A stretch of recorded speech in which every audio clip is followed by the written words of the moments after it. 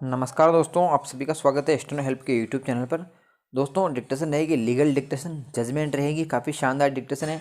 आगामी जो एग्ज़ाम है एमपी हाई कोर्ट और आगामी जितने भी स्किल होने जा रहे हैं जो कि हाई कोर्ट से रिलेटेड हैं, उन सभी के लिए काफ़ी महत्वपूर्ण डिक्टेशन रहने वाली है।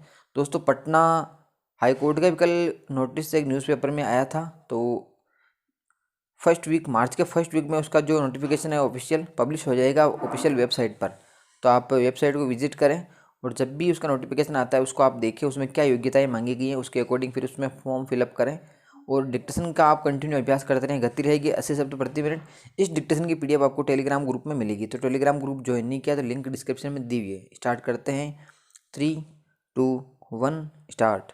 विवादों के गुणागुण पर विचार करते हुए यह कहा जाना आवश्यक है कि स्त्रीकृत विधि यह है कि यह मात्र एक त्रुटि है जो अभिलेख को दृष्टिगत करते हुए ही स्पष्ट हो जाती है, जिस पर इस पुनर्विलोकन याचिका में विचार किया जा सकता है और उसका निपटारा किया जा सकता है। विराम।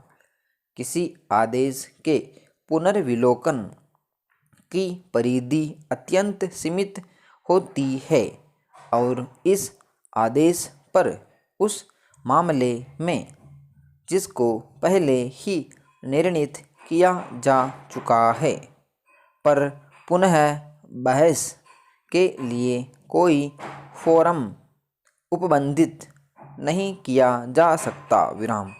पुनर्विलोकन को न्यायालय के विचार को परिवर्तित करने के लिए एक औजार के रूप में प्रयोग नहीं किया जा सकता। विराम। माननीय न्यायमूर्ति रामा अय्यर ने बहुमत द्वारा व्यक्त किए गए मत के साथ सहमति व्यक्त करते हुए अपना मत निम्नलिखित शब्दों में व्यक्त किया। पुनर्विलोकन का अभिवाक जब तक कि प्रथम न्यायिक मत को स्पष्टतया तोड़ा मरोड़ा नहीं गया है, वह उसी प्रकार से है जैसे कि किसी बालक द्वारा चंद्रमा की इच्छा करना, किसी व्यक्ति द्वारा कमियों की खोज करना और उसके आधार पर परिणाम को पलटने की इप्सा करना। विराम। किसी काउंसिल की राय में पुनर्विलोकन दोबारा अधिनिर्णय को ठीक नहीं कर सकता। विराम।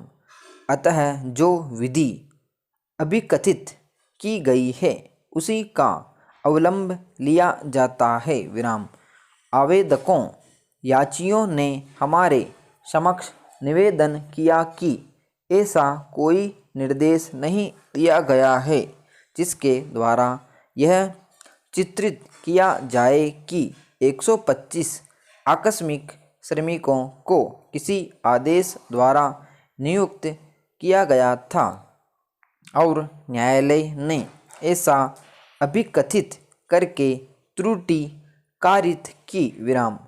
अभिलेखों से इस तथ्य के परिसाक्ष्य की पुष्टि होती है कि यह प्रत्यर्थियों के आवेदकों द्वारा सूचना का अधिकार के अंतर्गत उपलब्ध कराई गई सूचना के आधार पर हुआ है, जिसके द्वारा इस बात को प्रकटतः स्पष्ट किया गया है कि 125 व्यक्तियों को आकस्मिक श्रमिकों के रूप में नियुक्त किया गया। विराम।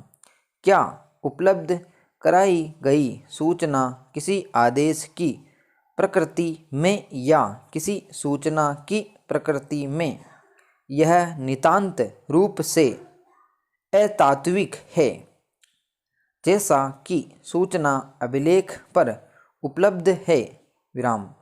आवेदकों याचियों ने विनिर्दिष्ट रूप से आवेदन प्रस्तुत करने वालों को सूचना का अधिकार अधिनियम के अधीन सूचित किया है कि 125 व्यक्तियों को आकस्मिक श्रमिकों के में नियुक्त किया गया है। विराम।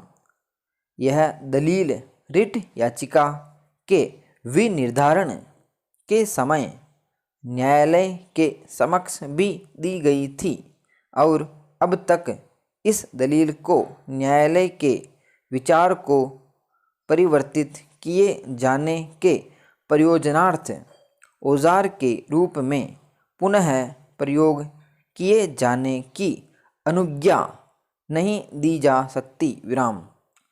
आवेदकों याचियों ने इस आवेदन के माध्यम से 2015 की रिट याचिका संख्या 254 में इस न्यायालय द्वारा पारित तारीख 15 मार्च 2014 का निर्णय रद्द किए जाने के लिए पुनर्विलोकन याचिका फाइल किए जाने में 1245 दिनों का विलंब क्षमा किए जाने के प्रयोजनार्थ इस न्यायालय द्वारा मध्यक्षेप किए जाने की इप्सा अन्य बातों के साथ साथ इन आधारों पर की है कि यद्यपि याचियों के दावे पर उक्त निर्णय के मतावलंबन में विचार किया गया था।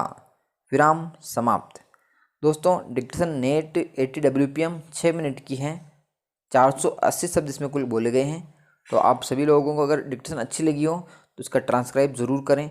दोस्तों इसी प्रकार की सीरीज आपके लिए डेली चलती रहेगी। तो अगर आप व्हाट्सअप ग्रुप या टेलीग्राम ग्रुप के में भी जुड़े हुए हो तो डिक्टेशन को जरूर ज़्यादा से ज़्यादा शेयर करें, ताकि जितनी ज़्यादा ऑडियंस आएगी, हम प्लानिंग कर रहे हैं कि आपको गूगल मीट या जूम ऐप पर लाइव डिक्टेशन डेली 1 से 2 डिक्टेशन प्रोवाइड करवाई जा सकें। तो दोस्तों अच्छे ऑडियंस आप लेके आइए हमारे यहाँ, जो डिक्टेशन को पूरा लेके और पूरे डेडिकेशन के साथ तैयारी कर रहे हो। तो मिलते हैं नेक्स्ट वीडियो में। जय हिंद।